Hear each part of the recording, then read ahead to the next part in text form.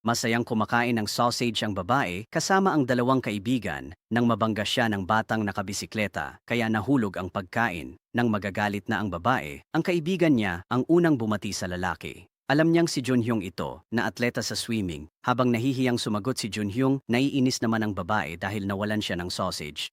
Napansin ito ni Junhyung kaya humingi siya ng paumanhin at umalis pero nahulog ang panyo niya na napulot ng babae. Dito magsisimula ang kanilang tadhana. Si Bokju ay mahusay na weightlifter. Sa edad na 21, pambansang kampyon na siya. Kasapi rin siya ng koponan ng weightlifting ng National Sports University. Gayunpaman, hindi lahat ng weightlifter ay tinatanggap dito. Wala silang taglay na kagwapuhan ng departamento ng gymnastics o ng swimming, kaya madalas minamaliit ang departamento ng weightlifting sa paaralan. Naalala lamang sila ng lahat kapag may kailangang buhatin na mabibigat na bagay. Si Junhyung ay isang kilalang atleta sa departamento ng swimming. Minsan niyang nabasag ang Korean swimming record, ngunit sa unang beses niyang sumali sa pambansang kompetisyon, na-disqualify siya dahil sa maling pagsisimula. Simula noon, bago magkompetisyon, sumasakit ang ulo ni Junhyung.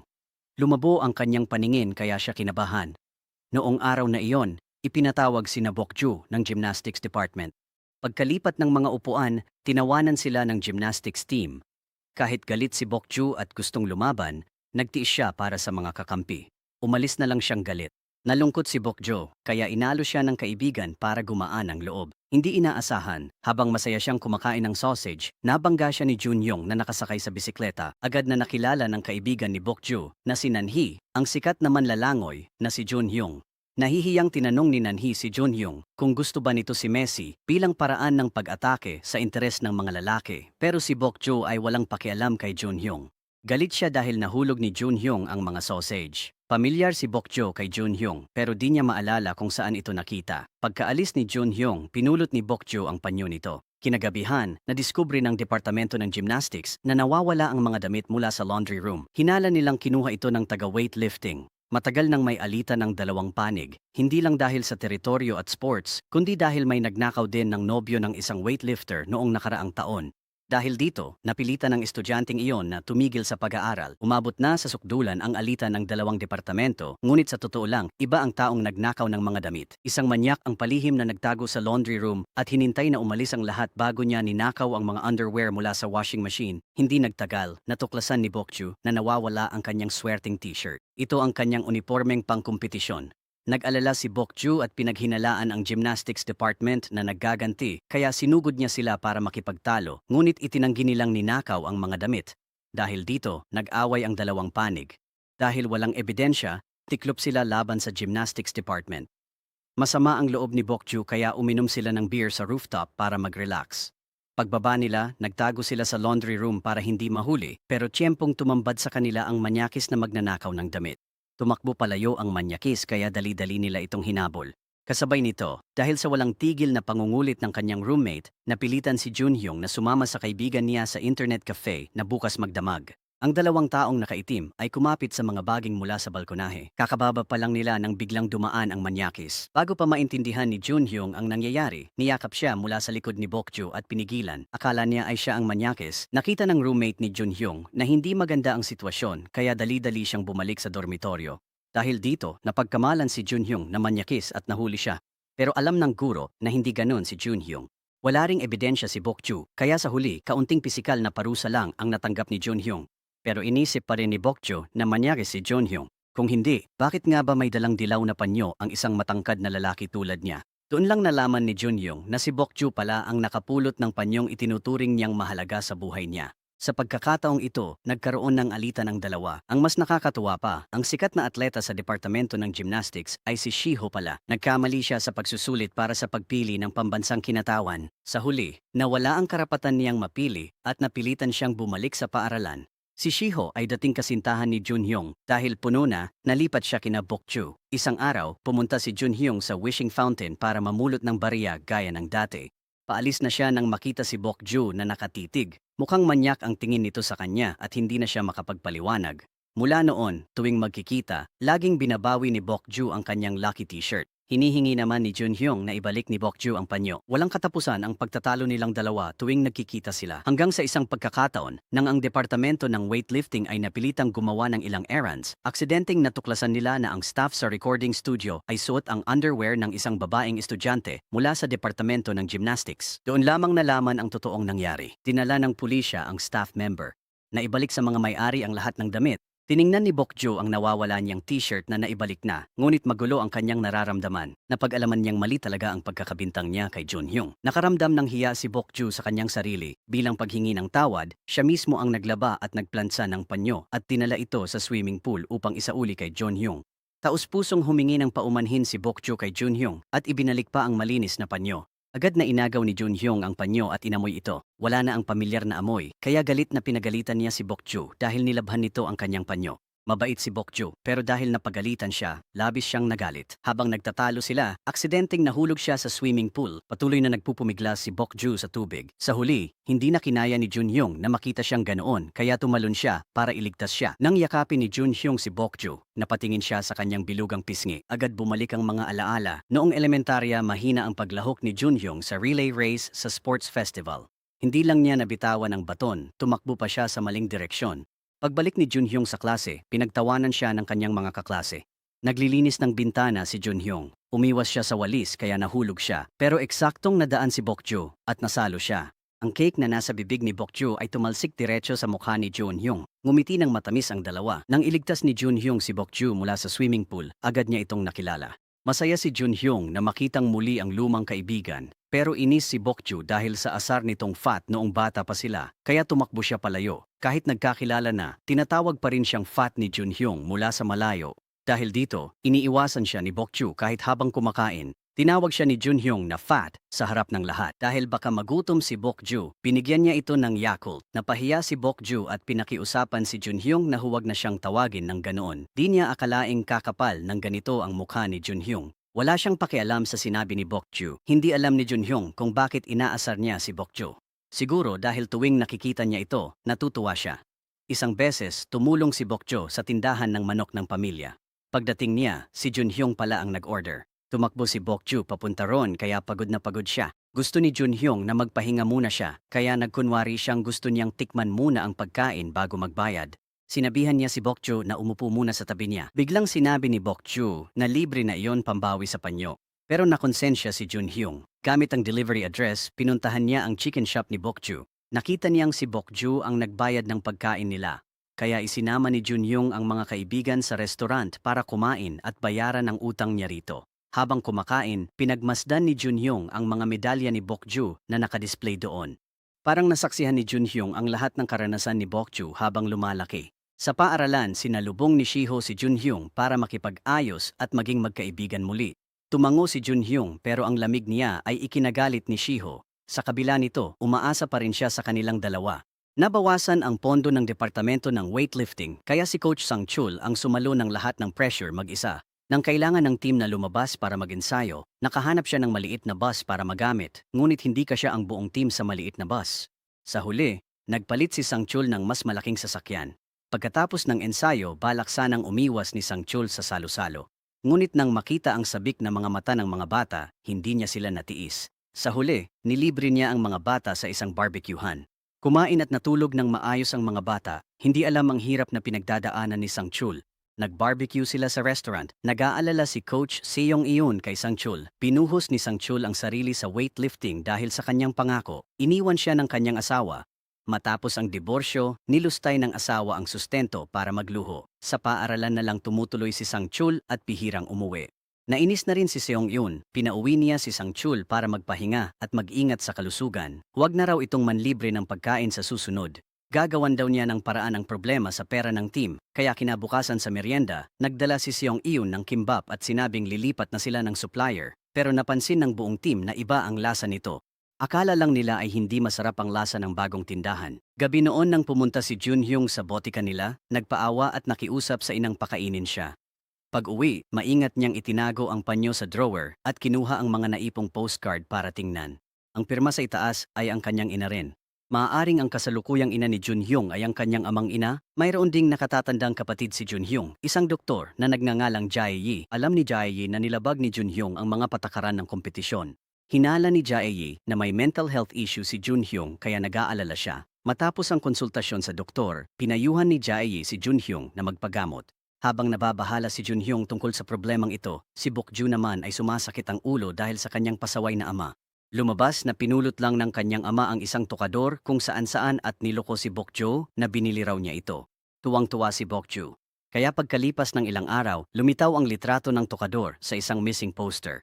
Doon lang niya napagtanto na niloko na naman siya ng kanyang ama. Dati pa, ayaw ni Bokju sa bisyo ng ama niyang mamulot. Ngayon, pinagtitripan na naman siya nito. Nag-usap muna sila ng kanyang ama sandali, sa kanya binuhat ang tukador, handang isauli ito. Habang naglalakad siya, biglang umulan. Yumakap si Bokju sa tukador at nabasa siya sa ulan. Biglang may sumilong na payong sa ibabaw ng kanyang ulo. Si Kuya Junhyung pala yon. Pero hindi kilala ni Bokju si Jae-yi. Para sa kanya, isang gwapong lalaki na may magandang boses. Sinalag ng lalaki ang talsik ng tubig para sa kanya at inihatid siya. Pinigay rin ito ang payong kay Bokju. Pauwi na siya nang maramdaman ang tibok ng kanyang puso. Naantig siya kay Jae-yi. Noong oras na yon, tinawagan siya ng weightlifting department. Na-ospital ang buong team dahil nalason sila sa kinain nilang kimbap. Napilitan si Seong Eun na aminin na siya ang nagbalot ng kimbap. Gusto niyang magtipid kaya bumili siya ng pagkaing malapit ng mag-expire. Lubos na nagsisi si Seong Eun. Nalaman ng team ang problema sa pera ng departamento dahil may malasakit, nagkusa silang bawasan ang gastos sa merienda at handaan. Naantig at nalungkot ang mga coach sa ipinakitang malasakit ng mga bata. Nabalitaan ni Bokju na nagkasakit ang kanyang ama na dati nang may karamdaman kaya dali-dali siyang umuwi. Pagdating niya sa bahay, nakita niyang ligtas at maayos pa rin ang kanyang ama. Lumabas, binilhan siya ng ama niya ng bagong tukador. Gusto rin ng ama niya na ipagyabang ito kay Bokju, kaya niloko siya nito kasabwat ang tiyuhin para pauwiin. Di alam ni Bokju ang mararamdaman, pero naantig pa rin siya sa bagong mesa. Pag-alis, nasalubong niya si Jae-yi at sinundan ito hanggang sa pumasok sa ospital. Ngayon lang niya nalaman na doktor pala si Jae-yi. Medyo nahiya si Bokju sa sarili. Talagang napakalayo ng agwat niya sa lalaking ito. Sa sandaling iyon, biglang may naisip si Bokju. Doktor si Jae-yi sa isang ospital para sa pagpapapayat, kaya maaari siyang pumunta roon upang magkaroon ng pagkakataong makilala si Jae-yi. Agad na pumunta si Bokju sa ospital. Nang makita ni Jae-yi si Bokju, agad niya itong nakilala bilang ang babaeng nakita niya noong isang araw. Pagkaupo ni Bokju, ang una niyang tanong ay kung gusto ba nito si Messi. Napahinto at nalito si Jae-yi sa tanong na iyon. Para mapalapit kay Jae-yi, nagpasya si Bokju na magpagamot para sa pagpapapayat sa ospital. Ngunit nang makita niya ang presyo ng gamutan, agad na nawala ang lahat ng kanyang pag-asa. Hindi sapat ang buong ipon ni Bokju para sa gamutan, kaya umuwi siya upang humingi ng pera sa kanyang ama. Ngunit nang makita niyang ginagamit pa rin ng kanyang ama ang lumang motorsiklo, hindi na siya naglakas loob na magtanong pa. Pag walang pera sa bahay, dapat mag-isip si Bokju ng ibang paraan. May paligsahan ng pag-akyat ng bundok sa paaralan. Ang unang pwesto ay may premyong 3 milyong won. Nagniningning agad ang mga mata ni Bokju at nagpalista siya para sumali. Kinabukasan, nagsimula ang paligsahan. Lumabas agad si Bokju. Bigla niyang nakasalubong si Junhyung sa daan. Natuwa agad si Junhyung pagkakita kay Bokju. Patuloy siyang nagsalita sa tabi niya. Pagod na si Bokju, pisikal at emosyonal, kaya wala siyang gana na pansinin siya. Gusto lang niyang makarating sa tuktok. Sinundan at tinukso siya ni Junhyung, ngunit naitulak niya si Bokju. Paikaikang nakarating si Bokju sa tuktok kung saan marami ng naunang estudyante. Nauwi sa wala ang lahat ng pagsisikap kaya labis na nadismaya si Bokju. Patuloy niyang sinisisi si Junhyung. Sinabihan niya itong huwag na siyang sundan pa. Agad nasaktan ang damdamin ni Junhyung. Samantala, bumalik sa training team ang dating kasintahan ni Junhyung. Napakababa ng kondisyon niya nitong mga nakaraang araw. Iminungkahi ng coach na sumali siya sa isang espesyal na training course sa Russia ngayong bakasyon. Ngunit magastos ang pagpunta sa Russia. Lubhang nalito si Shiho. Pag-uwi niya, narinig niyang nagtatalo ang kanyang mga magulang tungkol sa gastos sa kanyang training. Talagang hindi kaya ng kanilang kalagayang pinansyal. Hindi na lang nagsalita si Shiho at nagpasya siyang isuko ang pagkakataon. Dahil sa panghihina ng loob, kinontak niya si Junhyung. Umaasa siyang sa susunod niyang buhay ay ipanganak siya sa isang mayamang pamilya para hindi na siya mag-alala tungkol sa pera at malaya niyang matupad ang kanyang mga pangarap. Pagkasabi nito, nadulas si Shiho. Inabot siya ni Junhyung para tulungan. Mainit pa rin ang kamay nito gaya ng dati. Mahigpit itong hinawakan ni Shiho at di binitawan. Binawi ni Junhyung ang kanyang kamay. Nagsasaya naman si Bokju kasama ang mga kaibigan. Nalasing si Nanhi at nagwala. Aksidenteng natapunan niya ng alak ang lalaking nasa katabing mesa. Nang marinig ng lalaki na weightlifting ang pinag-aaralan nila, malakas siyang tumawa at kinutiya sila, sinabing hindi sila mukhang babae at mas malakas pa sa mga lalaki. Napahiya ang mga babae kaya nagkaroon ng pagtatalo. Pagkatapos magpaalam ni Junhyung kay Shiho, sumunod siya para kumain at nakita ang gulo. Nasaktan siya sa sinabi ni Bokjo kanina kaya hindi lumapit si Junhyung. Pagkaalis ni Bokjo, pinag-uusapan pa rin siya ng mga lalaki. Sobra pa nga ang ginawa nila. Ininsulto at hinamak nila si Bokjo. Di nakatiis si Junhyung kaya sinugod niya ang mga lalaki. Matapos ang gulo, mabilis na tumakbo palayo si Junhyung at nasa lubong sina Bokju. Hinila niya si Bokju at sabay silang tumakas. Inisip ni Bokju na naglabas lang ng galit si Junhyung kaya ito nakipaglaban. Siyempre, hindi ito inamin ni Junhyung. Napansin ni Bokju na hindi na si Junhyung ang mahiyain at takuting bata sa kanyang alaala. Inakbayan ni Junhyung si Bokju at ipinakita ang kanyang karisma ngayon. Nang makita ni Bokju ang hindi seryosong ugali ni Junhyung, napatahimik siya sandali. Matapos ang kanilang pinagdaanan, tumigil na sa pag-aaway ang dalawa. Samantala, napadaan si Shiho sa isang tindahan ng sapatos na pang-sports. Noong hindi pa nagkakahiwalay sina Shiho at Junhyung, gusto sanang bilhan ni Shiho ng sapatos si Junhyung. Alam ni Junhyung na nahihirapan ang pamilya ni Shiho, kaya magalang niyang tinanggihan ito. Dati, masaya silang dalawa. Naalala ito ni Shiho. Pagbalik ni Junhyung sa dorm, may nakita siyang package. Sa loob nito ay may rubber shoes. Inisip ni Junhyung na regalo iyon mula kay Shiho. Ngayon, ayaw na ni Junhyung bigyan ng pag-asa si Shiho. Pinuntahan niya si Shiho upang isauli ang sapatos. Kinabukasan, sinabi ni Shiho sa kanyang guro na nagpasya siyang huwag na pumunta sa Russia para sa training. Alam din ng ina ni Shiho ang tungkol dito. Di maunawaan ng ina ni Shiho ang kanyang pasya. Ramdam ni Shiho ang kawalang katarungan dahil alam niyang di kaya ng pamilya ang gastusin. Nalungkot si Shiho, kaya kinuha ang sapatos at pumuntang dormitoryo ng mga lalaki. Tahimik na iniabot ang mga ito kay Junhyung. Ayaw niyang kaawaan siya ni Junhyung. Sa wakas, nasuklian ang lihim na pagtingin ni Bokju. Naaalala pa rin ni Jae si Bokju at nag-text na mas gusto niya si Ronaldo kaysa kay Messi. Sobrang saya ni Bokju nang matanggap niya ang mensahe. Tumakbo siya palabas ng bahay at nakipagkita kay Jae sa kanto. Hindi siya makapaniwala kaya marahan niyang hinawakan si Jae. Wala na siyang ibang maisip. Tuwang-tuwa si Bokju nang muling makita si Jae. Matapos mangutang, sa wakas ay nakapagparehistro na siya sa ospital ni Jae. Lalo pang natuwa si Jae nang makita ang masigla at masayahing dalaga. Siya na mismo ang nag-abot ng kamay kay Bokju at umaasang magiging maganda ang kanilang pagtutulungan. Tiningnan ni Bokju ang kanyang mga kamay na may kalyo dahil sa pagbubuhat ng weights at nakaramdam ng hiya, kaya pinalakpak na lang niya ang kamay ni Jae. Pagkaalis sa ospital, labis ang kasiyahan ni Bokju. Bihira man, sinubukan pa niyang magsuot ng hair clip sa kanyang ulo. Unang beses ni Bokju na magsuot ng ganitong pambabaing palamuti sa buhok. Sabi ng sales girl, mas mukhang babae si Bokju sa suot niya kaya binili niya agad ang aksesorya.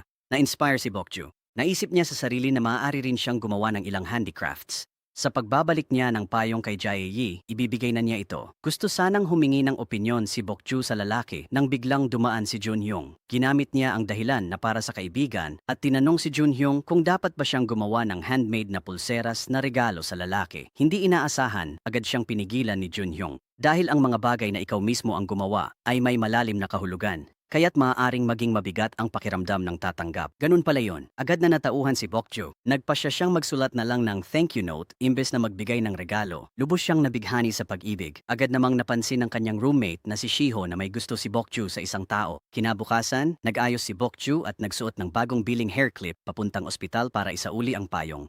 Tinanong ni Jae kung ano ang major ni Bokju. Ayaw ipaalam ni Bokju na miyembro siya ng weightlifting team. Sakto namang napansin ni Bokju ang eskultura ng cello sa mesa. Agad niyang sinabi na cello ang kanyang major. Hindi inaasahan, mahilig pala si Jae sa classical music. Natanong si Bokju ng sunod-sunod hanggang muntik na siyang mabuking. Kasabay nito, nagsimula ng tumanggap ng psychological treatment si Junhyung. Tuwing bago ang laban, mabilis ang tibok ng kanyang puso. Pagkatapos noon, hindi na siya makarinig ng kahit anong tunog. Ilang beses na ring lumitaw ang ganitong kondisyon tuwing ensayo. Na-diagnose ito ng doktor bilang panic disorder.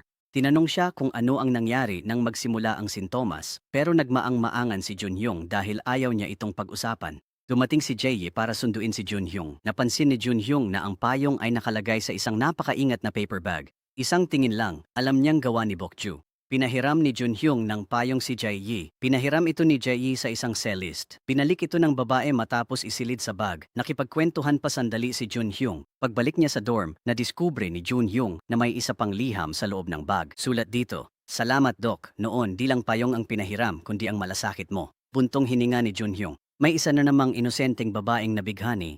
Kinabukasan sa kantina, inasar ulit ni Junhyung si Bokjo at sinabing pumayat ito kamakailan. Napatahimik si Bokju. Habang nagbibiruan ng dalawa, nakita sila ni Shiho. Hindi ito ang unang beses na nakita ni Shiho na sobrang lapit ng dalawa. Hinawakan ni Shiho ang braso ni Bokju at pinakilala siya kay Junhyung, sabay sabing roommate na sila. Naging awkward ang paligid, pero mas lalo pang lalala ang mga susunod na mangyayari. Umupo si Shiho para kumain kasama ang lahat na parang walang ibang tao. Habang kumakain, binigyan pa niya ng pagkain si Junhyung. Ayaw ni Junhyung na maapektuhan ng tensyon sa pagitan nilang dalawa ang lahat, kaya naghanap siya ng dahilan para umalis. Agad siyang sinundan ni Shiho. Gusto niyang makipagbalikan kay Junhyung. Ang mungkahing ito ay nagdulot ng pagkabigo kay Junhyung. Malinaw na si Shiho naman talaga ang nakipaghiwalay mula pa noong una. Inamin ni Shiho na pinagsisisihan niya ito. Noon, may mahalagang laban siyang haharapin at masama ang lagay niya. Pinuna si Shiho ng guro. Natalo rin si Junhyung sa kompetisyon at gusto niyang hanapin si Shiho para magpaaliw. Nag-aalala pa rin si Shiho para sa sarili kaya nakipaghiwalay siya. Noong pinakakailangan ni Junhyung ng tulong, iniwan siya ni Shiho at ngayon parang walang nangyari at gusto niyang magkabalikan sila. Paano naman papayag si Junhyung? Pagbalik sa dorm, pinuntahan ni Shiho si Bokju. Sinadya ni Shiho na banggitin na gusto niyang magkabalikan sila ni Junhyung. Umasa si Shiho na makuha ang basbas ni Bokju. Sa kabilang banda, si Park, isang nakatatanda sa weightlifting club, ay madalas hindi umuuwi sa kanyang kwarto tuwing gabi. Kinuwestiyon siya at hinarap ang pressure ng graduation. Pinaghinalaan siyang may sikretong labasan kaya nagtalo sila ng kanyang mga roommates. Sa huli, pinarusahan ng coach ang buong departamento ng weightlifting. Umabot hanggang gabi ang parusa bago ito natapos. Nag-barbecue sina Sangchul at Seong Iyon para sa mga bata. Sinabi nilang kaysa itaya ang buhay para sa medalya at masaktan, mas mahalagang mahalin ang weightlifting. Ang pagbubuhat ay nagbibigay saya sa kanila kaya handa silang magsikap. Ito ang gusto ng coach. Alam ni Sangchul na ilang seniors ay may mabibigat na desisyon at naguguluhan sa hinaharap. Ayaw ni Sangchul na magseryoso ang mga manlalaro dahil hindi ito dulo. Nagbabago ang buhay. Kinagabihan, lumapit si Senior Park upang magpaalam. Tinanggap ito ni Sangchul nang walang tanong. Tiwala siya sa mga estudyante. Suporta ito sa kanila. Sa totoo lang, may dahilan ang pagpapaalam ni Senior Park. Kakapanganak lang ng kanyang asawa, gabi-gabi dinadalaw niya ang kanyang asawa. Malaki ang pinansyal na problema ng kanyang pamilya kaya't maraming pinagdadaanan si Park. Nag-aalala rin si Sangchul sa kinabukasan ng mga bata. Kung hindi sila mananalo ng medalya, mahihirapan sila sa hinaharap. Plano niyang itaas ang weight class ni na Park at Bokju para mas lumaki ang tsansa nilang magkamedalya. Mas mahirap magdagdag ng timbang kaysa magbawas. Kamakailan, lihim na nagpupunta si Bokju sa ospital para magbawas ng timbang nang walang nakakaalam. Inakala ng mga kaibigan niyang nagdi-deliver lang siya ng pagkain, kaya pinuntahan nila siya sa bahay para tumulong, pero wala siya ron. Akala ng kanyang ama at tiyuhin ay nasa paaralan siya. Pagbalik ni Bokju sa dormitoryo, agad siyang tinanong ng kanyang mga kaibigan. Nag-aalala si Bokju at di alam ang sasabihin. Nang makita ng mga kaibigan ang kanyang itsura, akala nila'y bumalik ang almoranas niya kaya palihim siyang nag-ospital. Di inasahan ni Bokju na mauuwi ito sa ganito kaya napilitan siyang umamin. Sa gitna ng gamutan, unti-unting nabawasan ang timbang ni Bokju. Pero bago pa siya matuwa, narinig ni Bokju ang pamilyar na boses ni Junhyung na tinatawag siyang mataba. Paglingon niya, nakita niya itong naghahanap sa kuya nito. Nang makita siya ni Junhyung na naka-diet outfit, tawang-tawa ito ng sobra. Sakto namang dumating si Jae. Nang makita niyang malapit ng mabunyag ang kanyang sikreto, agad nagkunwari si Bokju na parang ngayon lang niya nakilala ang kababata niyang si Junhyung. Ipinakilala rin ni Jae si Bokju bilang ang babaeng natutong tumugtog ng cello. Lubhang nagulat si Junhyung. Kinukurot siya ni Bokju sa likod kaya nagpigil siyang tumawa para makapagsinungaling. Inakbayan niya si Bokju at sinabing matalik silang magkaibigan. Sabi ni Junhyung sa kuya niya, kailangan ng lakas ng weightlifter sa pagtugtog ng cello. Nang makita ang masayang ekspresyon ni Junhyung, napilitan na lang ngumiti si Bokju. Dahil hawak ni Junhyung ang kahinaan ni Bokju, tinukso niya ito sa buong daan. Inisip niyang nabighani si Bokju sa kanyang kuya. Nakiusap si Bokju na ilihim ito, pero makikinig ba ang pilyong si Junhyung? Dahil hawak ang kahinaan ni Bokju, pinag-utusan siya ni Junhyung. Pinabalat siya ng prutas at pinakuha ng juice. Inisman, nagpigil si Bokju. Nakita ni Junhyung si Bokju papuntang ospital para sa konsultasyon, kaya sinundan niya ito. Oras na ng hapunan, dinala sila ni Jae sa restaurant. Habang kumakain, sinamantala ito ni Junhyung at paulit-ulit niyang sinabing weightlifter si Bokju. Itinaas pa niya ang kamay ni Bokju at malakas na sumigaw na nagtagumpay ito sa 130 kilogram weight class. Galit na galit si Bokju, ngunit napilitan na lang siyang sabihing ayaw niya talagang mag-ehersisyo. Nagtaka si Jae Yi na nasa tabi niya dahil sinabi raw ni Bokju dati na gusto niya si Messi. Nang marinig ito, naalala ni Junhyung na sinabi rin iyon ng matalik na kaibigan ni Bokju kaya napatawa siya ng malakas. Hindi na nakatiis si Bokju at nilapitan si Junhyung ng mag-isa para makipag-usap. Nang makita ni Bokju ang inosenteng itsura ni Junhyung, lalo siyang nagalit. Ayaw niyang patuloy siyang tuksuhin ni Junhyung kaya iminungkahi niyang tapusin na nila ang problemang ito ng minsanan. Hiniling niya kay Junhyung na bigyan siya ng isang kondisyon. Sabi ni Junhyung na pag-iisipan niya muna ito at saka sasabihin kay Bokju.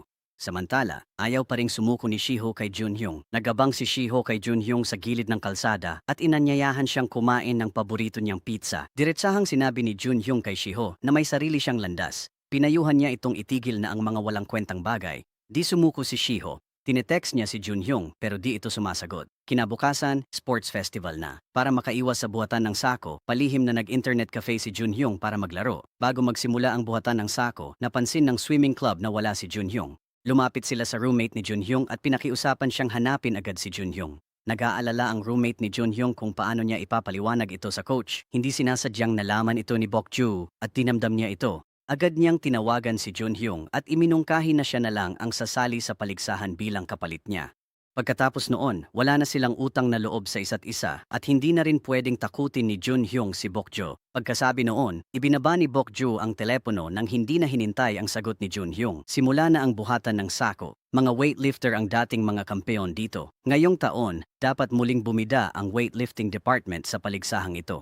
Puno ng kumpiyansa ang mga miyembro ng koponan ng weightlifting. Nang magsimula ang laro, hindi pa rin lumitaw si Junhyung. Sa halip si Bokju mula sa departamento ng weightlifting ang pumasok. Siya ang assistant ni Junhyung. Lumaban si Bokju hanggang dulo. Ang lakas at determinasyon ni Bokju laban kay Junhyung ang nagpapanalo sa swim team. Ang huling grand prize ay napunta sa departamento ng paglangoy. Sa unang beses, natalo ang weightlifting team. Sinisi si Bokju ng lahat kaya dali-daling pumunta si Junhyung doon. Nag-alala siyang mapagalitan si Bokju ng kanyang mga kasamahan.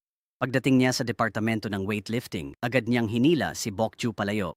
Hindi inaasahan, si Bokju ang unang nagsalita. Hiniling niya rito na huwag ipaalam ang kanyang sikreto kay Jae Yi. Nang makita ni Junhyung na ibinaba ni Bokju ang kanyang dangal, naawa siya rito. May lihim na pagtingin lang si Bokju kay Jae Yi at hindi naman siya pinansin pero napakamaingat niya sa kanyang kilos. Dahil todo bigay si Bokju kay Junhyung, na misinterpret ito ng mga kaibigan niya. Akala ng lahat at pati ni Shiho ay si Junhyung ang gusto ni Bokju. Para matulungan si Bokju, bumili si Junhyung ng 2 tiket sa konsyerto. Binigyan sina Bokju at Jae Yi. Regalo ito para kay Bokju na bihirang magbestida sa mga konsyerto. Nagkunwari siyang nagkataong nakita si Jae Yi, tapos hinatid siya ni Jae Yi. Sinuwerte bigla, mula nang kunin ng kanyang ama ang tokador hanggang sa nagkataong nakita niya si Jae Yi, lahat ay tila nagkataon at napakaganda. Samantala, nagpunta si Junhyung sa psychological counseling. Dito, inamin niya ang lihim sa doktor. Nang mag-asawa ulit ang ina, nag-Canada ito noong 10 taon siya. Mula noon, nanirahan si Junhyung sa tito niya at itinuring silang mga magulang. Pinsan niya si Jae Yi. Nagsimulang lumangoy si Junhyung noong 11 siya. Para sa balisang tulad niya, ang swimming pool ay parang yakap ng ina, isang kanlungang nakakapagpalimot sa kanya. Nang mag-abroad ang ina, madalas siyang magpadala ng postcard at regalo, kaya naramdaman ni Junhyung na gaya lang siya ng ibang bata.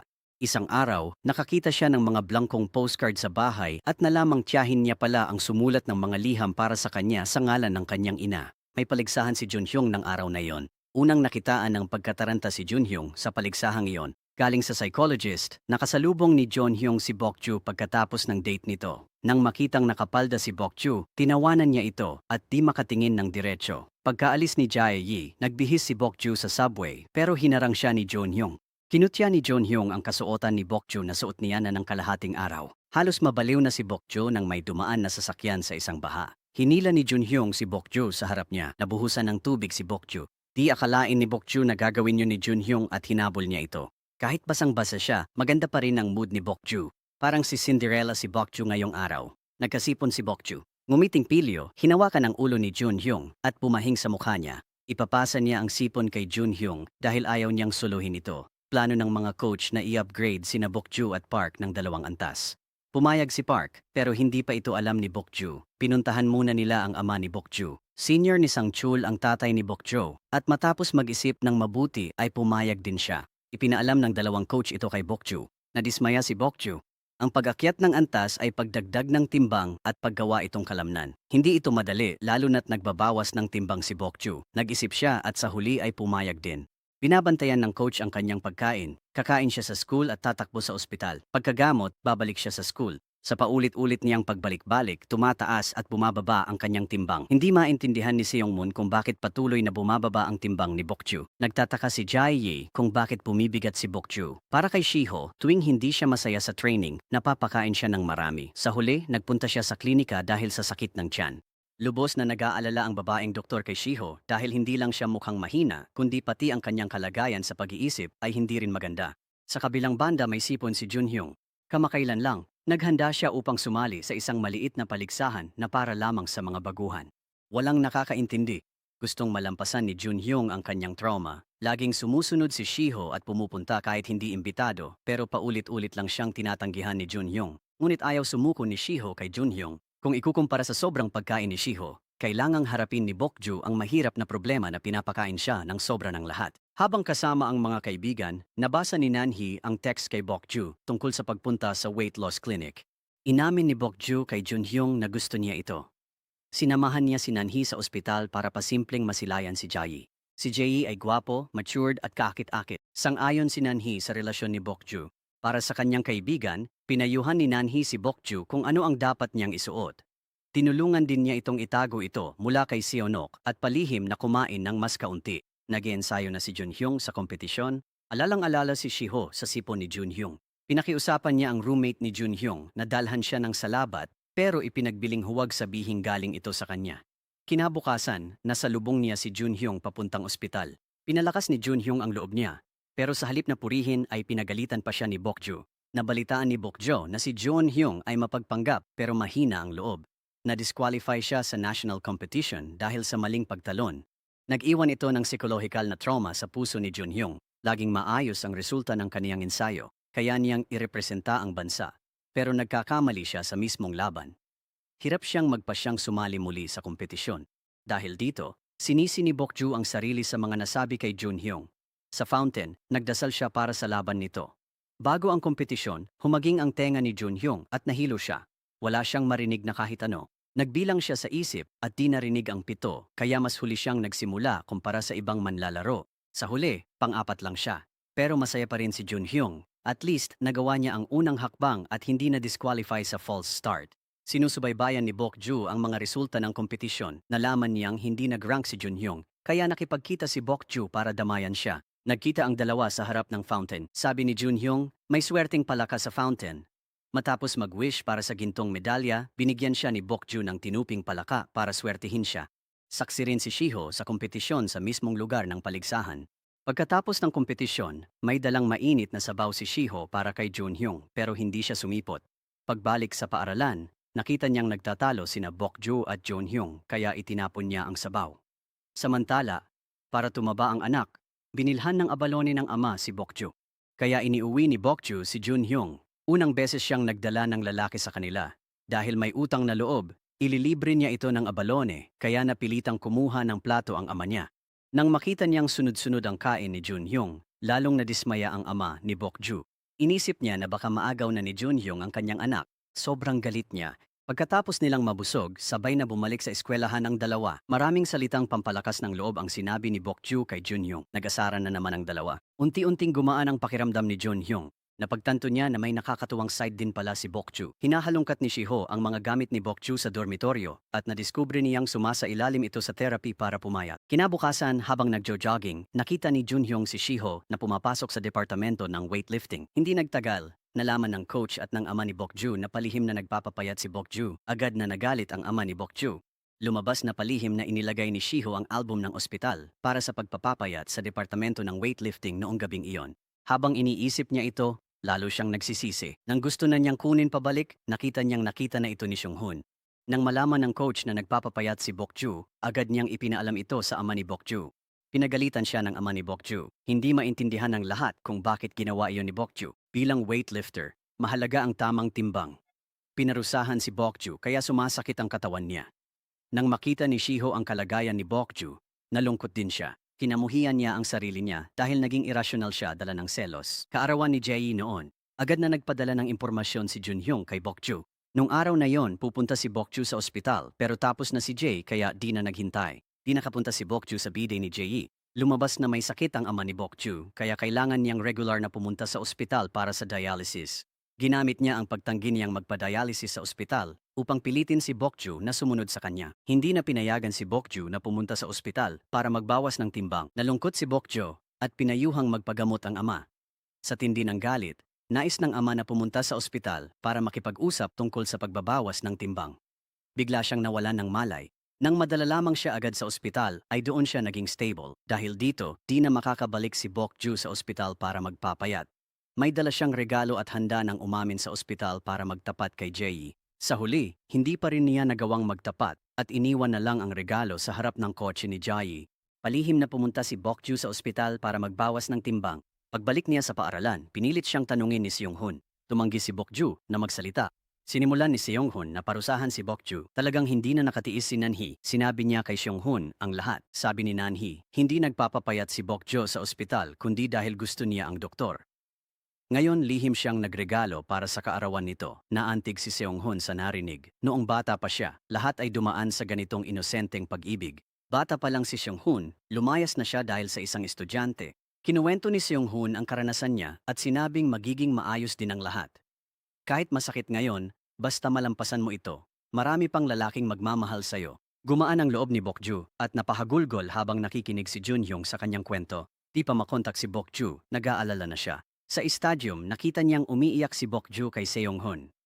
Nagtago si Junhyung sa damuhan at naghagis ng sausage para makuha ang pansin ni Bokju.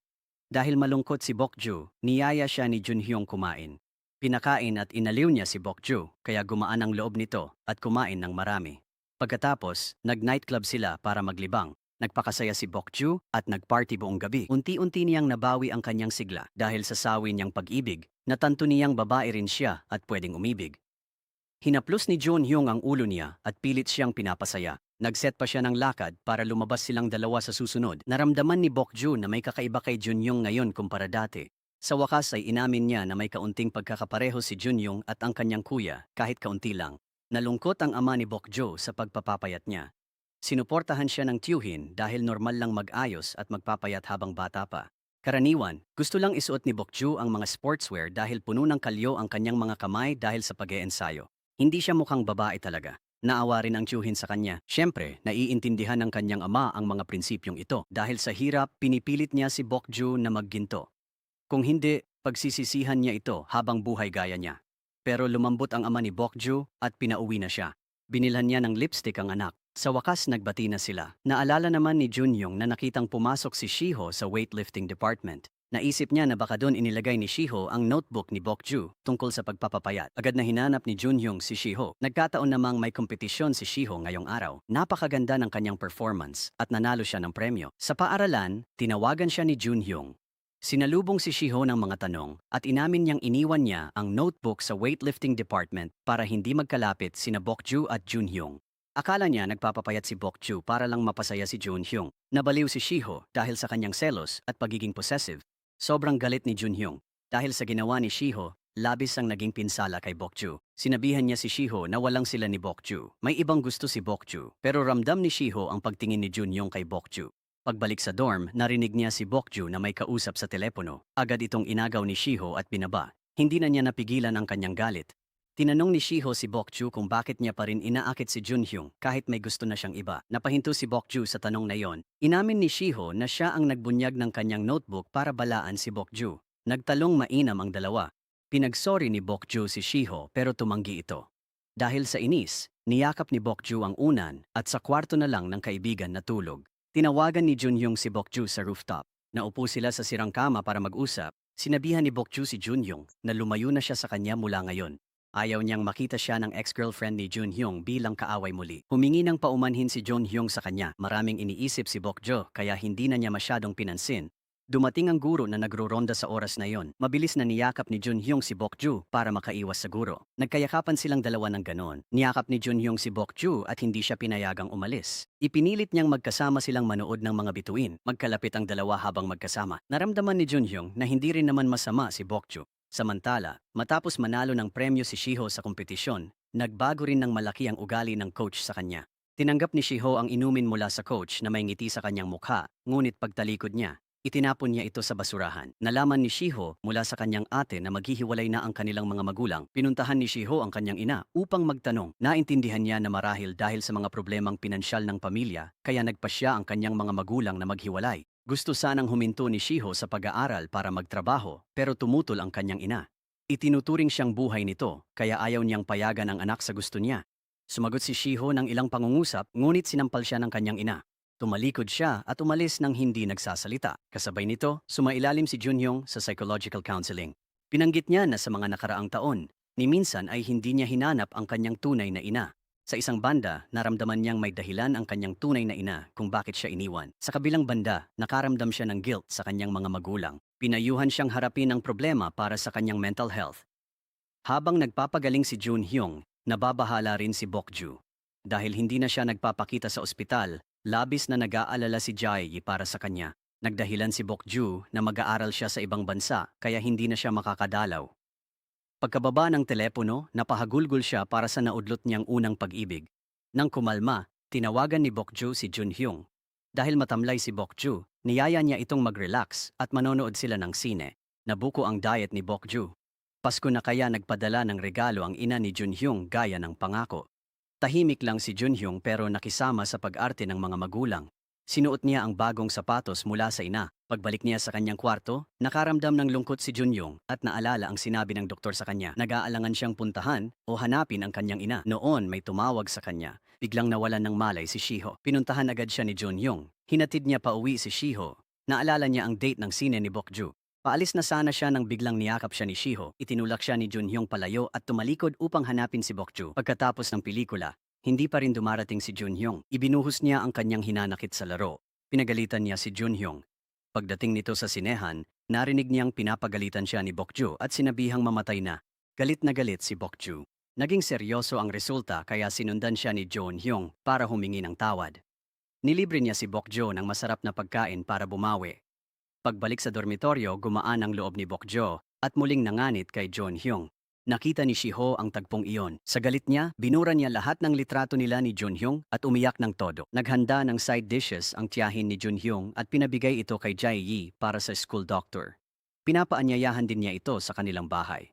Magkaibigan pala ang dalawa. Noong nakaraan, dumalo rin ang babaeng doktor sa birthday party ni Junhyung. Napahanga ng babaeng doktor ang mga magulang ni Jae-yi. Gusto ng ina ni Jae-yi na magkatuluyan ang dalawa. Ramdam ni Jae-yi ang motibo ng ina, ngunit wala siyang magawa. Dinalhan ni Junhyung si Jae-yi sa ospital, pero narinig niyang nasa paaralan ito para hanapin ang doktor. Inakala ni Junhyung na makikita niya si Bokju na pilay at patungong klinika. Kapag nagkita sila, mabubunyag ang lihim ni Bokju, agad siyang nakaramdam ng kaba. Pumalik siya sa school at pinahanap si Bokju sa roommate niya. Pumasok ang roommate sa klinika. Nalaman ito ni Bokju at tatakas sana pero huli na. Nagtago siya sa loob kasama ang roommate ni Junhyung. Hinila naman agad ni Junhyung palayo ang kuya niya at ang doktor. Matapos silang umalis, saka lamang nawala ang panganib. Napabuntong hininga ng ginhawa si Bokju. Pauwi, nakasalubong ni Bokju si Jae-yi na bumalik para sa phone. Sa makitid na daan, nakita ni Jae-yi si Bokju na naka-weightlifting uniform. Tinulungan ni Junhyung si Bokju na pagtakpan ito, pero ayaw na ni Bokju magsinungaling. Inamin niya kay Jae-yi na isa talaga siyang estudyante ng weightlifting. Imbento lang ang cello at pag-aaral sa ibang bansa. Inamin ni Bokju lahat, ngunit hindi siya masaya. Nagawa lamang niyang gawing lakas ang kanyang lungkot at galit. Inilabas niya ang emosyon habang nag-iensayo. Tinulungan ni Junhyung si Bokju magpaliwanag sa kuya niya. Gustong magpapayat ni Bokju para sa crush niya, pero takot siyang ma-reject kapag nalamang weightlifter siya. Kaya niya itinago ang kanyang pagkakakilanlan. Ngunit hindi sinabi ni Junhyung na si Jae-yi ang gusto ni Bokju. Pagkatapos magpaliwanag, hinila si Junhyung ng kanyang roommate para sumali sa matchmaking. Lahat ng mga babae ay interesado kay Junhyung dahil sa kanyang kagwapuhan, pero si Junhyung ay si Bokju lang ang iniisip. Tumawag si Bokju para makipagkita. Nagsisisi siya. Kung alam lang niya, di na sana siya nagsinungaling sa simula. Dahil malungkot si Bokju, dinala siya ni Junhyung sa game room para lumibang. Todo laro si Bokju habang tulala lang si Junhyung saka sila nagsoju. Masama ang loob ni Bokju kaya sunod-sunod siyang uminom. Maya-maya, nalasing siya at nagsimulang magsalita ng kung ano-ano. Sinabi niya na kasalanan daw lahat ni Junhyung. Kung hindi sana kapatid ni Jaeyi si Junhyung, hindi sana nangyari ang napakaraming bagay. Kaya dapat managot si Junhyung sa kasalukuyang sitwasyon. Pagkatapos magsalita ni Bokju, bigla siyang nawalan ng malay. Dahil dito, labis na nalungkot si Junhyung. Ginamit niya ang lahat ng lakas niya para buhatin si Bokju pauwi sa balikat niya. Gumamit pa siya ng shopping cart para ihatid si Bokju. Pag-uwi nila, paulit-ulit na sinabi ni Bokju na dapat managot si Junhyung para sa kanya, kaya inusisa si Junhyung ng ama at tiyuhin ni Bokju. Giit ni Junhyung, magkaklase lang sila ni Bokju at wala siyang kasalanan. Naintindihan ng ama ni Bokju ang sitwasyon kaya pinagalitan niya ito. Ang tiyuhin, na turing na pamilya si Junhyung, ay tinatawag pa rin siyang manugang. Binigyan siya nito ng pera pang taxi at niyaya siyang mag-inuman sa tindahan. Kinabukasan, pagkagising ni Bokju, nakita niya sina Jaye at ang doktor. Katatapos lang sabihin ni Jaye ang pagdadayet ni Bokju. Iniisip pa rin nila kung si Junhyung ba ang gusto nito. Kaya hinila ng doktor si Bokju para mag-lunch. Tinawagan pa nga niya si Junhyung para sumama. Napakalapit ng babaeng doktor kay Jaeyi, kapag magkasama ang dalawa, napaka-cute nilang tingnan. Nang makita ni Bokju ang tagpong iyon, lalo siyang nalungkot. Bukod pa rito, patuloy na ipinapareha ng babaeng doktor si Bokju kay Junhyung. Sinabi niya na bagay daw sina Junhyung at Bokju. Pagkatapos kumain, dinala ni Junhyung si Bokju sa tabing dagat para mag-relax. Naglaro ang dalawa sa dagat. Nang mapagod, humiga sila sa buhangin. Sabi ni Bokju, uulitin pa rin niyang magsinungaling. Kahit proud siyang weightlifter, ayaw niyang makita ng mahal niya ang itsura niya habang nagbubuhat. Hindi napigilan ni Bokju na mapabuntong hininga. Wala naman siyang lihim kay Junhyung. Para sa patas na kalagayan, gusto ring sabihin ni Junhyung kay Bokju ang mga lihim na nakatago sa kaibuturan ng kanyang puso. Noong elementarya, palihim na nagiiwan si Junhyung ng mga candy sa mesa ni Bokju. Ginawa niya iyon bilang pasasalamat kay Bokju sa pagligtas sa kanya. Gusto rin ni Junhyung na laging masigla at sikat si Bokju. Ang pangalawang lihim ay ampun lang si Junhyung ng kanyang mga magulang. Pinsan niya si Jaeyi. Iniwan siya ng ina at nag-Canada. Ginamit ito ni Junhyung para aliwin si Bokju. Laging may mga sakit at lihim sa buhay. Ang panahon ang magpapagaling ng lahat. Nang marinig ni Bokju ang pag-alo ni Junhyung, gumaan agad ang loob niya. Dumating na ang araw ng kanyang kompetisyon. Nang malaman ni Jaeyi na sasali si Bokju sa kompetisyon, nagdala siya ng mga bulaklak para manood. Kinabahan si Bokju sa pagdating ni Jaeyi, pero nagtagumpay pa rin siya sa kompetisyon. Todo suporta si Jaeyi mula sa audience. Pagbaba ng entablado, naiyak si Bokju dahil nakita siya ng kanyang crush na nagbubuhat ng weights.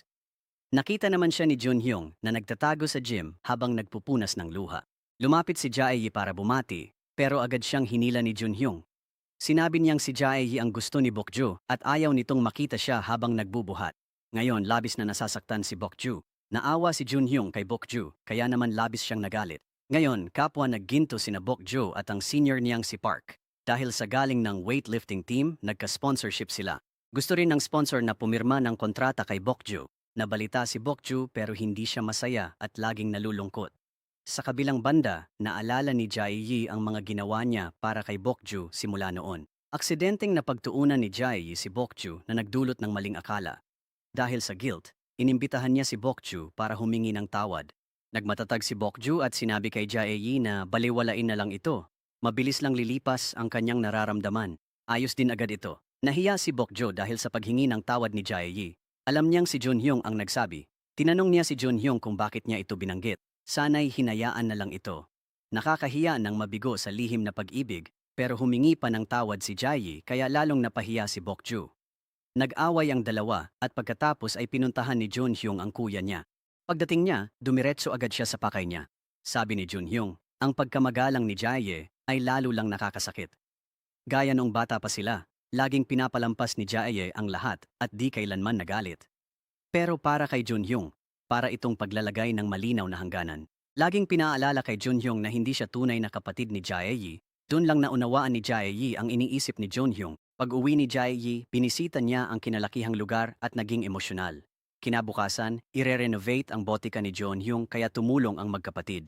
Medyo alanganin ang atmosfera pero sa wakas ay nagkaroon sila ng pagkakataon na magkabate. Nag-usap ng bukas ang dalawa at humingi ng tawad sa isa't isa. Sinabi ni Jaeyi na sisimulan niyang matutong magalit kay Junhyung. Sinabi rin niya na siguradong napaka-espesyal na kaibigan ni Bokju kay Junhyung, kaya ganun na lang ang pag-aalala ni Junhyung para kay Bokju. Nagalit si Junhyung dahil kay Bokju, baka gusto niya talaga ito. Nabuking siya ni Jae-yi kaya agad siyang nagdahilan para makaalis. Samantala, habang nag-iensayo si Shiho, may galaw siyang hindi magawa ng maayos. Naghiwalay ang mga magulang niya at naibenta ang kanilang bahay, kaya labis na nalungkot si Shiho. Inisip niyang kung wala ang gymnastics, hindi sana nagkaganito ang pamilya niya. Lahat ay gumuho para sa kanya. Nagkataong nakita niya ang senior ni Junhyung kasama ang mga kaibigan nito. Gusto ni Shiho na makalayo muna sa eskwelahan, kaya siya na mismo ang nagaya sa kanya na lumabas. Simula noon, nag-date sina Shiho at ang kanyang senior. Kahit maloko si Shiho, laging nagpaparaya ang senior dahil gusto na niya ito simula pa noong una. Naantig si Shiho sa pag-aalaga ng kanyang senior. Kaysa kumapit kay Junhyung, dapat humanap siya ng magmamahal at masasandalan. Samantala, hindi umuwi si Senior Park. Hinanap siya ng kanyang asawa sa eskwelahan. Lumabas na nagkaroon ng alitan si Senior Park sa isang driver at nauwi ito sa suntukan kaya napunta siya sa presinto. Doon lamang nalaman ni Seong Eun na may asawa at anak pala si Senior Park. Nang malaman ang kanyang pinagdadaanan, nag-alok si Seong Eun na pautangin siya ng pera. Sa katunayan, hindi rin naman marangya ang buhay ni Seong Eun. Ipinahiram niya kay Park ang bahagi ng pondo ng grupo at babayaran niya ito kalaunan. Ngunit hindi nagtagal, nadiskubre ng punong tanggapan na inimbesel ni Seong Eun ang pondo ng operasyon. Agad itong inamin ni Seong Eun, ngunit tumanggi siyang ipaliwanag ang tiyak na dahilan. Sinabi lang niya na ito ay dahil sa personal na dahilan. Narinig ni Park si Sang-chul tungkol sa pang-ungupit ni Seong Eun sa pondo at ang halaga ay tugma sa pautang ni Seong Eun sa kanya. Agad niyang naintindihan ang lahat. Pupunta sana siya sa headquarters para maglinaw, pero pinigilan siya ni Seong Eun. Totoo ngang kinuha niya ang pera, kahit palinawin niya ang sitwasyon, wala ring magbabago. Bumuntong hininga si Park sa kawalan ng magagawa.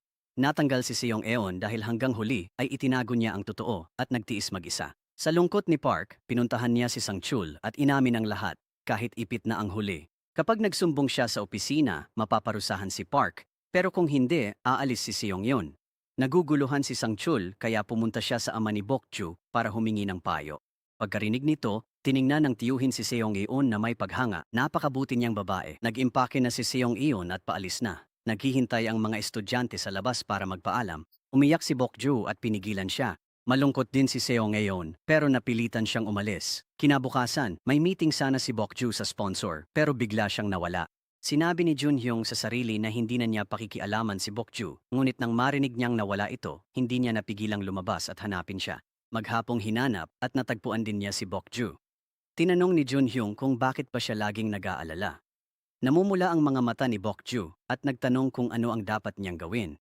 Walang sinabi si Junhyung. Niyakap niya ito ng buong sakit sa puso. Gabi na nang makauwi si Bokju, tuliro, at inamin niya sa kanyang ama na ayaw na niyang magbuhat ng weights. Dati, kahit gaano kahirap o kapagod, hindi niya naisipang sumuko.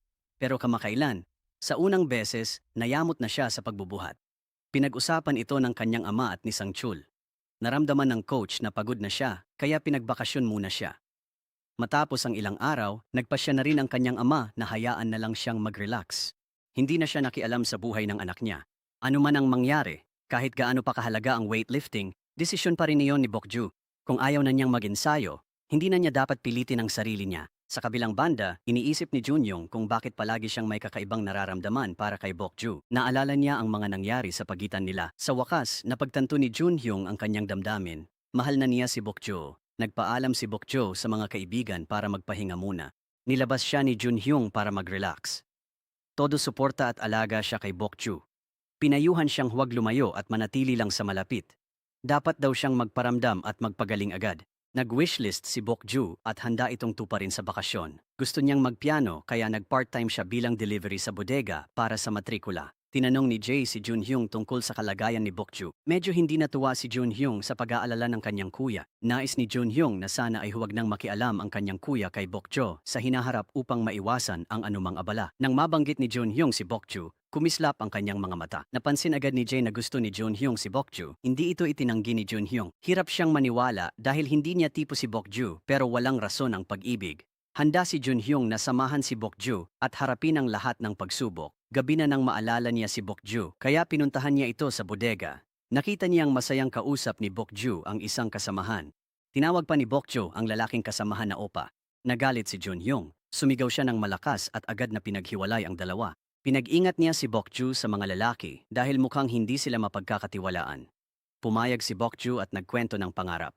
Gagamitin niya ang sahod sa part-time para magpiano. Kapag marunong na siya, tutugtog siya ng piano sa kasal ni Junhyung. Sinabi iyon ni Junhyung. Umasa siyang si Bokju ang makakasama niya, pero hindi ito na-gets ni Bokju. Pagkaalam kay Bokju, bumalik na si Junhyung sa paaralan. Nalaman niyang kamakailan lang ay may mga kumakalat na chismis tungkol sa multo sa paaralan. Sabi nila, 10 taon na ang nakaraan, may estudyanteng binawian ng medalya dahil sa doping. Pagkatapos noon, nagpakamatay siya. Baka multo niya iyon dahil may taga-weightlifting na nakakita ng multong nakapaa sa banyo noong gabi. Agad nitong tinakot ang lahat. Laging hinahanap ni Junhyung si Bokju. Napagkamalang magkasintahan ng dalawa kaya pinuntahan siyang ulit ni Junhyung. Nagpunta siya sa bodega para tumulong. Pinauna na ni Bokju si Junhyung. Ayaw niyang magdulot ng hindi kailangang mga maling akala. Sinabi ni Junhyung kay Bokju na hindi sila nagkakamali. Espesyal siyang kaibigan pero hindi ito naintindihan ni Bokju. Bigla siyang hinalikan ni Junhyung at ipinahayag ang nararamdaman, kaya nagtataka siya kung bakit siya ang pinili. Hindi ito maipaliwanag ng malinaw, kaya hindi rin ito maipaliwanag ni Junhyung. Ang paghanga ay walang dahilan. Bukod pa rito, kung iisipin ng mabuti, matagal nang gusto ni Junhyung si Bokju mula pa noong bata pa sila. Kaya si Bokju ang kanyang unang pag-ibig. Inamin din ni Bokju na napakabait ni Junhyung. Gwapo't maaasahan siya, pero di niya turing si Junhyung na lalaki, kundi kaibigan lang. Iminungkahi ni Junhyung na ngayon, mag-date sila ng 1 buwan para malaman kung papasa siyang nobyo. Kung hindi, pwede pa siyang tanggihan ni Bokjo. Pagkasabi nito, di na hinintay ang sagot ni Bokjo at agad siyang lumisan. Inihatid ni Junhyung si Bokjo pa uwi. Naiilang ang dalawang magkasunod na naglalakad. Tinawagan si Bokjo ng kaibigan para pabalikin siya. Agad siyang umalis pero nahulog ang kanyang pitaka na napulot naman ni Junhyung. Nakita ni Junhyung ang wishlist niya sa loob. Ang huling hiling niya ay makahanap ng nobyo, uminom ng inumin na may 2 straw na magkasama at ipasok ang kanyang kamay sa bulsa ng nobyo habang naglalakad. Sobrang natuwa si Junhyung na malaman ang mahalagang impormasyong ito. Tinawag pabalik si Bokju sa dormitoryo. Lumabas na nakita pala ni Nanhee ang isang babaeng nakaputi sa hallway. Sobrang natakot si Nanhee, kaya tuloy-tuloy ang kanyang sigaw. Nakatayo lang si Bokju sa gilid at hindi pinansin. Punong-puno ng halik ni Junhyung ang isip ni Bokju. Namula si Bokju sa hiya. Nang gabing iyon, lumabas siya para uminom at nakarinig ng kakaibang tunog. Nakita niya ang isang babaeng nakaputing mahaba ang buhok, nakaupo sa harap ng refrigerator at kumakain na tila multo. Lumingon ang babae, si Shiho pala yon. Kinabukasan, tinanong ni Bokju si Shiho tungkol sa nangyari. Inamin ni Shiho ang bisyo niyang kumain ng marami sa pagtulog at hindi siya ang multo. Sinubukan ni Shiho na magpakakalmado sa labas. Pero sa loob-loob niya ay talagang natatakot siya. Agad niyang hinanap ang mga side effect ng sleeping pills. Nagdudulot ng amnesia at sleepwalking ang sleeping pills. May espesyal na day off sa paaralan, kaya pumunta si Junhyung sa fried chicken restaurant para hanapin si Bokju. Gusto niyang magkaroon ng pribadong date kasama siya sa amusement park. Isa ito sa mga hiling ni Bokju. Bigla niyang tinawagan ang kaibigan. Nakipagkita ang kaibigan niya sa roommate ni Junhyung. Nauwi ito sa masayang bonding ng 5. Maya-maya, nasolo rin ni Junhyung si Bokju para gawin ang mga gusto niya. Tinupad niya ang bucket list ni Bokju at nag-share sila sa isang inumin gamit ang 2 straw. Nang magkalapit ang dalawa, napuno ng emosyon si Bokju. Namula ang kanyang mga pisngi. Maya-maya, habang pinapanood ni Junhyung ang fireworks, sinadya niyang hawakan ang kamay ni Bokju at inilagay ito sa kanyang bulsa. Ito rin ang isa sa mga hiling ni Bokju. Kahit paulit-ulit siyang itinataboy ni Bokju, hindi niya mapigilang unti-unting mapalapit ang kanyang puso kay Junhyung. Nang tumingin si Bokju sa tapat na mga mata ni Junhyung, natigilan siya. Sa wakas, tapos na ang bakasyon. Hindi na bumalik sa team ang kaibigang si Seon-ok dahil pinagbawalan siya ng kanyang pamilya. Pinuntahan ni Bokju si Seon-ok. Bago umalis, naalala ni Bokju na dialysis ngayon ng kanyang ama. Sinabihan niya ang ama na pumunta sa ospital sa oras. Pagkatapos, pumunta si Bokju sa hotel ni Seon-ok. Nagbubuhat siya ng weights sa harap ng salamin. Hindi maganda ang kalagayan ng kanilang pamilya sa pera, kaya pakiramdam ng kanyang mga magulang ay kahit anong gawin niya, hindi siya magiging pambansang atleta. Ayaw na nilang tustusan ang pag-aaral niya, kaya pinahinto siya para tumulong sa pamilya. Matagal nang hinahangaan ni Seon-ok si Bokju na suportado sa weightlifting, di gaya niya. Gusto niya ang weightlifting dahil ito ay sport na may bunga ang bawat pagsisikap. Nang manalo siya ng parangal noong high school, bunga rin iyon ng kanyang walang tigil na pag-iensayo. Sa totoo lang, alam niyang wala talaga siyang talento sa larangang ito. Umaasa lang siya sa kanyang walang sawang pagsisikap para makamit ito. Papalapit na sana si Bokju para damayan siya ng tawagin si Seon-ok ng kanyang ina para magtrabaho. Kasabay nito, katatapos lang magdialysis ng kanyang ama. Paalis na sana siya nang bigla siyang nagdugo ang ilong at nawalan ng malay. Bumalik si Bokju mula sa bahay ni Seon-ok. Bumili pa ng bulaklak si Junhyung at pumunta sa istasyon para sunduin siya. Kakalis lang ni Bokju sa istasyon nang matanggap niya ang balita na naaksidente ang kanyang ama. Tumakbo siya at umiyak, hindi alam ang gagawin. Agad siyang dinala ni Junhyung sa ospital. Habang pumunta sina Jae-ye at doktora sa reunion ng klase, tinukso sila ng mga kaklase na magpakasal na. Tinanong ng doktora si Jae-ye kung dapat ba silang magpakasal, pero iniwas ito ni Jae-ye. Dumating na ang unang pag-ibig ni Jae-ye. Kapareha na ng unang pag-ibig ni Jae-ye, ang matagumpay na lalaki. Galit na galit siya kay Jae-ye.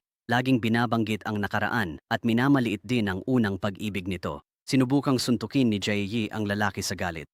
Tinanong siya ng doktor kung naalala pa ang unang pag-ibig dahil kung hindi ay hindi siya gagawa ng ganoon. Sa pagkakataong ito, inamin na ng doktor ang kanyang nararamdaman. Tinanong niya si Jae kung kailan sila magkikita. Naguluhan si Jae sa biglaang pag-amin dahil hindi niya ito inaasahan. Sinabi ng babaeng doktor sa kanya na 10 taon na siyang nasa tabi nito. Hindi ito basta-basta pagkakaibigan lang. Matapos makumpirma ang iniisip ni Jae-ye, kalmadong umalis ang babaeng doktor. Alam niyang panahon na para magpaalam sa 10 taon ng pagmamahal. Pag-uwi ni Bokju para ayusin ang gamit ng ama, nakita niyang marami itong kinuha na insurance para sa kanyang tiyahin at tiyuhin. Hindi napigilan ni Bokju ang kanyang mga luha, tinawagan niya ang ama para humingi ng paumanhin sa kanyang pagkukulang. Inamin din ng ama ang kanyang mga pagkakamali. Naayos ng tawag ang kanilang tampuhan. Kinabukasan, bumalik na si Bokju sa koponan. Wala na siyang duda at handa nang mag-ensayo muli. Tuwang-tuwa sina Sung-chul at ang ama ni Bokju. Maayos ang check-up ng ama pero kailangan agad ng kidney transplant. Kasabay nito, pinatigil kay Shiho ang sleeping pills ng doktor kaya lumala ang kanyang mental na kalagayan. Habang nag-iensayo, marami siyang naging pagkakamali. Pinag-isipan ng coach kung papayagan siyang sumali. Para makasali, uminom ng sleeping pills si Shiho. Tinawagan ni Bokju si Junhyung para magkita, kamakailan hindi niya maiwasang maisip si Junhyung. Pagbalik niya sa training team, si Junhyung agad ang unang pumasok sa isip niya. Napagtanto ni Bokju na gusto rin pala niya si Junhyung. Gusto niyang sabihin agad kay Junhyung ang kanyang desisyon. Sinabi niyang pasa na ito sa probationary period at inaming gusto niya ito. Nagkatitigan ang dalawa, bakas ang kanilang saya. Dahan-dahang naghalikan sila sa gitna ng niebe. Sa wakas, nagsimula na silang mag-date bilang magkasintahan. Nang mapansin ni Junhyung ang hair clip ni Bokju, agad siyang bumili ng bago. Samantala, matamlay at nawala ng malay si Shiho dahil sa ininom na sleeping pills kagabi. Pagbalik sa dorm, natagpo ang walang malay ni Bokju si Shiho. Dahil sa mga sleeping pills, isinugod niya ito sa ospital. Buti na lang, kaunti lang ang nainom ni Shiho. Sabi ng doktor, hindi niya balak magpakamatay, pero kumalat pa rin ang balita sa paaralan. Nalaman din ito ni Junhyung nang makita niya ang mga missed call ni Shiho sa kanyang telepono. Napagtanto niyang iyon ang oras na nagde-date sila ni Bokju. Nakonsensya si Junhyung, dinalaw si Shiho. Matapos ito, guminhawa ang pakiramdam ni Shiho. Nang bisitahin ni Bokju si Shiho, nakita niyang laging nandoon si Junhyung at nag-aalaga, kaya nagselos siya. Napansin ni Junhyung ang kakaibang kilos ni Bokju at tinanong kung bakit. Hindi umamin si Bokju kaya nainis si Junhyung at dinala siya sa isang karinderya. Bago pa man kumain, tinawagan ni Shiho si Junhyung. Tumabi siya para sagutin ang tawag. Galit na lumamon si Bokju. Pagkababa ni Junhyung, umalis na si Bokju. Pinagalitan niya si Junhyung. Lumapit si Sung-chul sa mga kakilala para maibalik si Seong iyon, pero nailipat na pala ito. Dahil sa galit, nagwelga siya at nagbitiw sa trabaho. Matapos magwelga si Sung-chul, palaging may tsismisan sa departamento ng weightlifting. Sa wakas, tumayo si Senior Park at sinabi sa lahat na siya ang dahilan ng lahat ng ito. Nang malaman ng totoo, hindi sinisi ng lahat si Senior Park, bagkus ay aktibo silang nag-isip ng solusyon. Nagpasya ang lahat na mag-hunger strike upang pahirapan ang headquarters. Para sa mga weightlifter, mahirap mag-hunger strike. Umaalingasaw ang amoy ng pagkain mula sa kantina, sinusubok ang lahat. Nilampasan ng lahat ng pagsubok at nilabanan ang tukso. Bumalik din si Seon-ok sa koponan nang marinig niya ang mga nangyari kamakailan. Yumakap siya sa kanyang mga malalapit na kaibigan at umiyak ng labis. Matapos magtapat ang babaeng doktor, matagal na nag-isip si Jae-ye. Sa huli, napagtanto niyang may nagawa siyang mali sa kanya. Humingi siya ng tawad sa doktor. Sa 10 taon, nasanay siyang laging nariyan ito. Inakala niyang normal lang ito kaya binaliwala niya. Iminungkahi ni Jaeyi na gusto niyang makipag-date, ngunit naging awkward ito para sa babaeng doktor. Hindi basta-basta ibinibigay ang pag-ibig, ayaw niya ng pag-ibig mula kay Jaeyi. Nang gabing iyon, nakita ni Junhyung na nagpoprotesta si Bokjo. Nag-alala siya dahil sa lamig, pero galit si Bokjo. Sinabihan niyang huwag na siyang alalahanin dahil marami rin itong iniisip. Di niya gets kung bakit galit si Bokjo. Naiinis siya sa mga sarkastikong salita nito. Kahit galit siya, nag-aalala pa rin si Junhyung para kay Bokjo. Dahil sa niebe, nag-alalang giniginaw si Bokjo kaya nilagyan siya ni Junhyung ng heating pad, coat at scarf. Umalis siya agad kaya nagtanong ang mga kakampi, sino siya?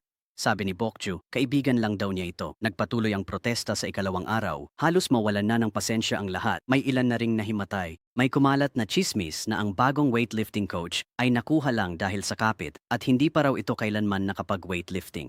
Pagkarinig ng lahat nito, lalo silang nagalit. Umabot na sa sukdulan ng laban para mabawi ang opisyal na posisyon ng coach. Lumaban din sila laban sa katiwalian sa paaralan. Nag-ingay ang lahat sa protesta sa paaralan na naging matagumpay agad.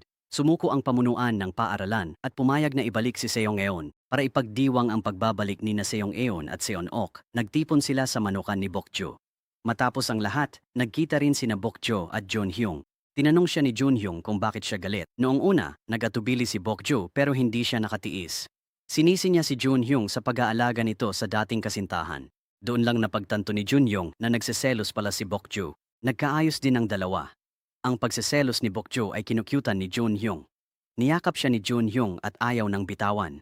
Hindi niya napigilang halikan siya ng sunod-sunod. Sa huli, nagkabati sina Bokjo at Junhyung. Na-discharge na rin si Shiho mula sa ospital. Nakita niya ang pagiging malapit ng dalawa. Kahit hindi inamin ni Bokjo, agad na intindihan ni Shiho. Ngayon, tuluyan ng binitiwan ni Shiho ang relasyong ito. Sa wakas, nabati na rin niya ang dalawa. Pumunta ang ama ni Bokjo sa paaralan para maghatid ng pagkain. Nagkataon na nakita niya ang dalawa na masayang nagbibiruan, ngunit balot na balot si Bokjo kaya hindi siya nakilala ng kanyang ama. Napabuntong hininga siya. Hindi niya alam kung kaninong anak ang nagmamahalan sa masikip na campus. Kahit ang ama at malalapit niyang kaibigan, hindi rin nakilala si Bokjo. Ayaw ni Bokjo na malaman ng kanyang mga kaibigan na sila ni Junhyung ay magkasintahan, kaya nagkunwari siyang hindi niya kilala si Junhyung sa harap nila. Minsan pa nga, hindi sinasadyang natulak niya si Junhyung sa lupa. Nagalit si Junhyung at ayaw na niyang itago pa ang kanilang relasyon. Nagpa-cute na lang si Bokjo para mapalambot si Junhyung, kaya napilitan na lang siyang pumayag. Isang araw, gumamit si Bokjo ng mask ni Nanhi at tinubuan agad ng pimple na nakakatawa ang itsura. Nahihiya si Bokjo at hindi niya magawang harapin si Junhyung kaya nagsinungaling siyang may sipon siya at hindi siya pwedeng makipagkita. Nag-alala si Junhyung kay Bokjo kaya nagpabili siya sa tiyahin ng gamot sa sipon para kay Bokjo. Nasa harap ng salamin si Bokjo, nag-aalala sa kanyang taghiyawat. Biglang gumulong papasok si Junhyung mula sa balkonahe. Iniiwasan pala siya ni Bokjo dahil sa taghiyawat. Pero lalong naakit si Junhyung sa kanya. Pagkasabi noon, naglibot siya sa kwarto. Bubuksan na sana niya ang aparador nang pigilan siya ni Bokjo. Hindi sinasadyang nahulog silang dalawa sa kama. Nang naging awkward ang sitwasyon, bumalik ang mga kaibigan sa kwarto. Nagtago si Junhyung sa ilalim ng kama, gumapang sa sulok, at pagkatapos ay pumasok sa aparador. Bumalik si Shiho at nagulat sa pagbukas ng aparador. Sinenyasan siya ni Junhyung na manahimik. Ngumiti si Shiho at tinulungang paalisin ang mga kaibigan ni Bokjo. Sa wakas, nailigtas si Junhyung, sabay-sabay silang tatlo na pumunta sa rooftop. Ngayon lang nalaman ni Shiho na may ganitong ganda sa paaralan. Nang bitawan ng mga kinahuhumalingan, gumaan ang loob niya. Mas naging masaya rin siya kasama ang dalawa. Dahil sikreto ang relasyon ni Bokjo at Junhyung, isinama si Junhyung ng roommate niya sa isang blind date. May nakakita rito at isinumbong kay Bokjo. Galit na sinugod ni Bokjo ang cafe kasama ang mga kaibigan. Nagmanman muna siya sa sulok, saka nag-text kay Junhyung na ayusin agad ang gulo. Kung hindi, siguradong mamamatay siya. Sobrang natakot si Junhyung nang makita niya ang mensahe. Pagkatapos niyang lumingalinga, nakita niya si Bokjo na nakatingin sa kanya. Sobrang takot na takot si Junhyung. Tatakas sana siya, pero pinigilan siya ng mga kasama niya, pati mga babae. Hinahawakan na ang damit ni Junhyung. Hindi na natiis ni Bokjo kaya lumapit siya bilang girlfriend nito. Nagulat ang lahat. Inuusisa sina Junhyung at Bokjo ng kanilang mga kaibigan. Nasaktan ang mga ito dahil tinamaan sila ni Bokjo. Dapat bumawi ang boyfriend ni Bokjo sa pag-imbita sa kanila at pagkanta. Labis na napinsala ang bulsa at damdamin ni Junhyung. Sa kabaligtaran, nagkasundo ang roommate ni Junhyung sa dalawang kaibigan ni Bokjo. Nagsimulang mag-date sina Bokjo at Junhyung. Conscious si Bokjo sa sarili niya. Pakiramdam niya'y napapahiya niya si Junhyung. Pero hindi ito pinapansin ng lalaki dahil proud siya kay Bokju. Kahit saan, ipinagmamalaki niya sa lahat na girlfriend niya ito. Araw na ng kompetisyon ni Shiho. Dinala siya ni Bokju sa fountain para magdasal. Sabay na nanood sina Bokju at Junhyung ng laban ni Shiho. Nagkamali si Shiho nang matapakan niya ang linya sa unang round. Pero ang ikinagulat ng lahat ay hindi siya nabawasan ng puntos at madali siyang nakapasok sa finals. Doon lang naintindihan ni Shiho ang ibig sabihin ng coach nang sabihan siyang maghanda ng mabuti para sa final round. Lumabas na inayos na pala ng coach na makapasok siya agad sa finals. Pinuna si Shiho ng ibang kalahok dahil sa umano'y panunuhol. Habang nasa final performance siya, pumasok sa isip niya ang lahat ng mga naranasan niya noon. Ang sakit ng pagkain, hirap ng ensayo, at saya ng medalya ay nagpaiyak kay Shiho. Marahil, oras na para magpaalam. Tumigil si Shiho at iniwan ang mga tali. Kahit talo, gumaan ang loob niya. Sobrang emotional din sina Bokju at Junhyung. Darating din ang araw na magiging katulad nila si Shiho na sasalubungin ang huling laban ng kanilang karera. Sa oras na iyon, magiging kasing tatag ba sila ni Shiho? Pero sino ang nakakaalam sa hinaharap? Mahalagang mabuhay ng maayos ngayon. Kinabukasan, may biglang nangyari. Biglang bumalik sa bansa ang tunay na ina ni Junhyung. Pumunta sa paaralan ang ina ni Junhyung at nagkataong nakasalubong si Bokju, kaya nagtanong siya ng direksyon. Personal na inihatid ni Bokju ang ina ni Junhyung sa swimming pool. Nagkataon ding palabas si Junhyung. Batiin siya ni Bokju. Narinig ng ina ni Junhyung ang pangalan niya at tiningnan siya ng may luha sa mga mata. Tinitigan muna siya ni Junhyung bago niya napagtanto na iyon pala ang kanyang ina. Hindi niya napigilang umiyak ng malakas. Nahihiya silang magkita pagkalipas ng mga taon, pero masaya pa rin si Junhyung. Pinilhan siya ng ina ng bagong sapatos na regalo. Kahit masikip, isinuot pa rin ito ni Junhyung. Nagkasundo silang magkita ulit ng kanyang ina bukas. Paglabas niya, narinig niyang kausap ng mga tiyuhin niya si Jae-yi. Nalaman ni Junhyung na may sakit ang kapatid niya sa labas at kailangan ng pera. Bumalik lang ang ina niya para mangutang sa mga tiyuhin niya, hindi para dalawin siya. Labis na nalungkot si Junhyung. Nagagalit siya dahil matagal na siyang uhaw sa pagmamahal ng ina. Wala rin siyang magawa sa kabaitan ng kanyang tiyahin at tiyuhin. Inamin niya sa mga tiyuhin na alam niyang sila ang nagpapadala ng mga sulat at regalo pero nakisakay lang siya. Pinalaki siya ng mga ito ng maayos, kaya bakit sila uutang sa makasarili niyang ina? Hindi sila ganoong klaseng tao. Nang marinig ito ng kanyang tiyahin, hindi niya napigilang sampalin si Junhyung. Minahal ng pamilya si Junhyung at pinalaking parang anak, pero nagduda siya sa kanila. Tumakas siya at hindi na makontak. Nag-alala si Bokju. Nalaman niya ang lahat kay Jae-yi. Sinisi ng tiyahin ang sarili matapos sampalin si Junhyung. Tiyak na nasaktan si Junhyung sa mga ginawa nila nitong mga nakaraang taon. Nang mawala si Junhyung, napili si Bokju sa national team at magsasanay na siya ng husto. May mga reporter na dumating para sa panayam, kaya tensyonado ang buong weightlifting department. Maging si Sang-chul ay nakasuot pa ng Amerikana. Hindi nakatutok si Bokju sa buong proseso. Talagang nag-aalala siya kay Junhyung. Sa kalagitnaan ng panayam, tumakbo siya upang hanapin ito. Sa wakas, natagpuan niya si Junhyung sa swimming pool. Si Junhyung ay nakalutang nang hindi gumagalaw sa tubig, parang isang bangkay na lumulutang. Ginising siya ni Bokju. Sumandal si Junhyung sa balikat niya at umiyak. Matapos umiyak ng matindi, unti-unting bumuti ang pakiramdam ni Junhyung. Pinakinggan niya ang voice message ni Bokju habang balisa siyang hinahanap nito. Sa wakas, muling lumitaw ang matagal nang nawalang ngiti sa kanyang mukha. Pinalakas ng loob ni Bokju si Junhyung na mahal siya ng kanyang tunay na ina. Siguradong may sarili siyang dahilan. Dapat intindihin ni Junhyung. Sa pamimilit ni Bokju, bumalik si Junhyung sa kanilang bahay. Dinala siya ni Bokju sa botika. Nagsorry si Junhyung sa tita niya at nagyakapan sila. Matapos magkaayos sa mga umampon sa kanya, susunod naman niyang aayusin ang tampuhan nila ng kanyang ina. Hinatid ni Junhyung ang kanyang ina sa paliparan at ibinalik ang itinagong panyo. Humingi rin siya ng litrato ng kapatid niya. Sa wakas, pinakita ni Junhyung si Bokju sa ina. Doon nalaman ng ina na ang napagtanungan niya sa school ay ang nobya ng anak. Sinabi ni Bokju na pasok siya sa national team at magti-training sa ibang bansa. Ibig sabihin din nito na kailangan nilang magsimula ng long-distance relationship. Tuwang-tuwa si Junhyung para sa kanya. Hindi naman problema ang long-distance relationship. Bukod pa rito, may paparating na kompetisyon si Junhyung. Basta makuha niya ang unang pwesto, maaari rin siyang mapili bilang pambansang kinatawan. Sa panahong iyon, maaari silang magpatuloy na magkasama at hindi na kailangang tiisin ang sakit ng pagkakahiwalay. Nag-ensayo maigi si Junhyung para sa kompetisyon. Malaki ang naitulong at suporta ni Bokju. Madalas magpasaway si Junhyung at ayaw mag-ensayo. Ipinipilit niyang yakapin at halikan muna siya ni Bokju bago siya magpatuloy sa pag-iensayo. Nagbibiruan ng dalawa, dumating ang araw ng kompetisyon. Pumunta si Bokju sa fountain upang ipagdasal si Junhyung. Nagsimula na ang laban. Nandoon si Bokju at pinapanood siya. Mabagal man sa simula si Junhyung, agad naman siyang nakahabol. Napakakaba ng sitwasyon. Sa huli nagtapos si Junhyung sa pangalawang pwesto na kaunti lang ang pagitan. Medyo nang hinayang si Junhyung dahil hindi siya ang nag-una, pero kahit paano, nalampasan ni Junhyung ang matinding pressure sa isip niya. Pinalakas loob ni Bokju ang sarili at sinabing may susunod pa. Nag-training siya sa ibang bansa at gabi lang ang oras niya. Di nila kayang maghiwalay. Bigla siyang tinawagan ng kaibigan para balikan ang mga gamit niya sa training room. Bumalik si Junhyung kasama niya. Muli na namang madilim ang training room. Tinitigan ni Junhyung si Bokju ng may pagmamahal. Yayakapin at hahalikan na sana niya ito nang biglang bumukas ang mga ilaw. Nandoon ang buong team at mga coach. Niloko lang pala siya ng kaibigan para pabalikin at sorpresahin. Sa pagkakataong ito, tuluyan nang nabunyag ang kanilang lihim. Pinati sila ng lahat.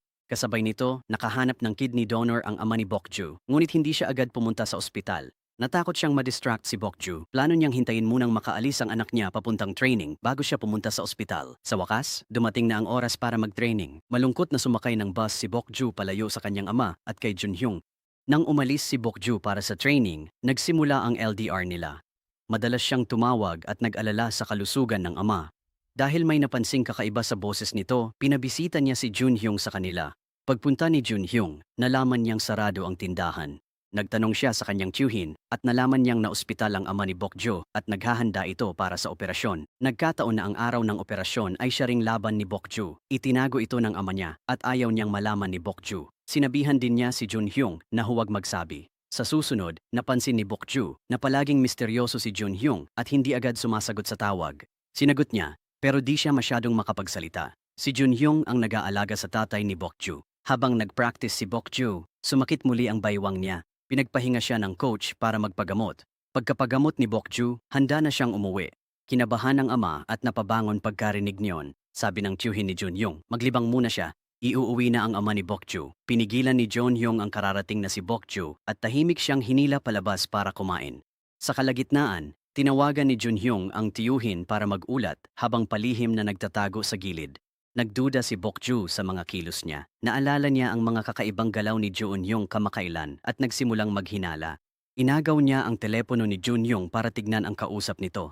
Tumanggi si Junhyung at nag-away ang dalawa. Pag-uwi ni Bokju, abala ang ama at tiyuhin niya sa restaurant. Mukha silang kakaiba pero hindi matukoy ni Bokju kung ano ang kakaiba. Matapos mag-away, di na makontak ni Junhyung si Bokju. Kinagabihan pinuntahan niya ito sa tindahan. Kalaunan, tinanggap din ng ama ni Bokju si Junhyung at tinanong kung bakit nito gusto ang anak. Sabi ni Junhyung, nagdadala si Bokju ng saya. May kakayahan siyang magpainit ng puso ng tao. Tumawa ng malakas ang tatay ni Bokju. Tunay na niyang tinanggap ang manugang na ito. Kinaumagahan, inihatid si Bokju. Bago umalis, napansin niya ang abiso sa pinto tungkol sa pagsasara ng manukan. Maya-maya, nabalitaan niyang ooperahan ng kanyang ama. Sa ospital, nahuli niya ang ama at tiyuhing nagtatago. Sinisi ni Bokju ang sarili. Sana ay mas maaga niyang napansin ang kalagayan nito para naging maayos ang lahat. Kasabay nito, napagtanto niyang nagkamali siya kay Junhyung. Humingi ng tawad si Bokju pero hindi siya magawang sisihin ni Junhyung. Ibinalik siya ni Junhyung sa training ground at hinikayat siyang magsikap. Sa araw ng kompetisyon ni Bokju, nagtipon ng weightlifting team sa harap ng TV para manood. Nasa ospital ang tiyuhin niya at si Junhyung nanonood. Tagumpay ang operasyon ng ama niya. Pagkatapos ng operasyon, madaling nagwagi ng ginto si Bokju. Ang kakagising lang niyang ama ay nagpakita rin ng isang masayang ngiti. Matapos ang laban, napanayam si Bokju habang dumating si Junhyung. Tumakbo si Bokju sa mga bisig ni Junhyung sa harap ng madla. Mabilis na lumipas ang 2 taon, naging national rep si Junhyung. Sa graduation, nagtipon ang grupo ni Samchul para magpaalam. May mga nagbigay ng huling mensahe at napaluha ang lahat. Pagkatapos ay dumating ang highlight ng seremonya ng pagtatapos, tradisyon ng weightlifting department na pag-akyat ng mga nagtapos sa entablado. Sinikap ng mga miyembro ng koponan na tanggalin ang kanilang mga sapatos at damit. Ang tradisyon ng swimming club ay ihagis ang mga nagtapos sa swimming pool. Dumalo sa seremonya ng pagtatapos ang mga magulang nina Junhyung at Bokju. Saksi ang pamilya at kaibigan sa sandaling ito. Matapos ang graduasyon, naglakad sila sa campus na puno ng mga alaala. Ang kanilang kabataan ay may pagkailang ngunit maganda. Nagkasundo silang magpakasal pag nagginto si Junhyung sa susunod na laban. Magandang alaala ito ng kanilang kabataan. Dito nagtatapos ang kwentong ito. Salamat sa panonood. Itinuturo ng weightlifting fairy Kim Bokju na ang tunay na tagumpay ay hindi lamang nasusukat sa mga medalya, tropeo o pagkilala ng iba, kundi sa tapang na maging totoo sa sarili at patuloy na bumangon sa bawat pagsubok. Ipinapakita ng serye na normal lamang ang magkaroon ng insecurities, pagkabigo at mga panahong nawawalan tayo ng tiwala sa ating sarili. Ngunit hindi ito dapat maging hadlang upang ipagpatuloy ang ating mga pangarap.